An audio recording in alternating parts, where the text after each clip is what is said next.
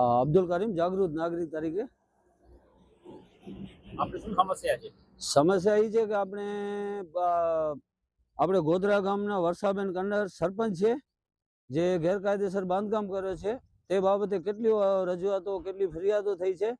એ ગોધરા વર્ષાબેન કહે છે કે હું રાજકારણમાં છું, મારો રાજકોટ રાજકીય સપોર્ટ છે, મારું જે ગમે ત્યાં ફરિયાદો કરો મને કંઈ ફરક પડતો નથી. મને કેટલા ટાઈમથી કેટલી ફરિયાદો છે અમે દબાવી નાખી છે, અમને કાંઈ ફરક પડતો નથી, ગમે ત્યાં ફરિયાદ કરો. ને અમે હાલમાં હાલમાં 2 મહિના થયા કલેક્ટર સાહેબને ફરિયાદ કરી છે. એવું લાગી રહ્યું છે કે કલેક્ટર સાહેબ પણ મળેલા લાગે છે.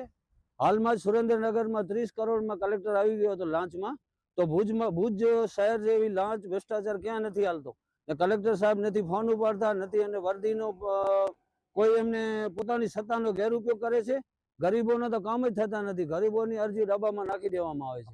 કે બાબતે ફરિયાદ કરી છે વર્ષાબેન? કે બાબતે ફરિયાદ દબાણ બાબતે કરી છે કે ભાઈ ગેરકાયદેસર બાંધકામ કરેલ છે, અને એની કેટલી અરજીઓ છે કલેક્ટરને, મુખ્યમંત્રીને. એ કે છે અમને કઈ ફરક નથી પડતો, ગમે તે અરજી કરો. અમારી માંગ એ છે કે આ ગેરકાયદેસર બધાના તૂટે છે તો આનું શું કામ બચે છે? ભાજપમાં છે એટલે કે આપણે સરપંચ છે એટલે હોદ્દેદાર છે, તો એના વિકાસના કામોમાં કરોડોનો લાખોનો ભ્રષ્ટાચાર કર્યો છે.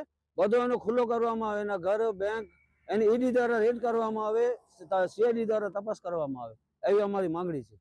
અને તથા એમનો પતિ, આ સરપંચનો પતિ છે, શિક્ષક છે, શિક્ષક નોકરી કરે છે, એમને 4 બંગલા છે, પ્રોપર્ટી છે, તો બધું ક્યાંથી આવ્યો તેની તપાસ કરવામાં આવે. ગરીબોના મકાનો ઉપર બુલડોઝર ફરે છે, તો આ ક્યાંથી ઉપરથી ઉતરી આવ્યા છે, શું છે? તો એના ઉપર ગેરકાયદેસર બાંધકામ છે, એના ઉપર બુલડોઝર ફરવો જોઈએ, એવી અમારી માંગણી છે. અને આ જે બાંધકામ છે એની ખોટી સનદના નામે ચડાવેલ છે, ને એના આધાર પુરાવા પર અમારી પાસે છે. અને જો સામે આવે તો એને આધાર પુરાવા અમે રજૂ કરી શકીએ છીએ, કોર્ટમાં રજૂ કરી શકીએ છીએ. અને આ બધો ખોટો જ છે ને ખોટો થઈ રહ્યો છે.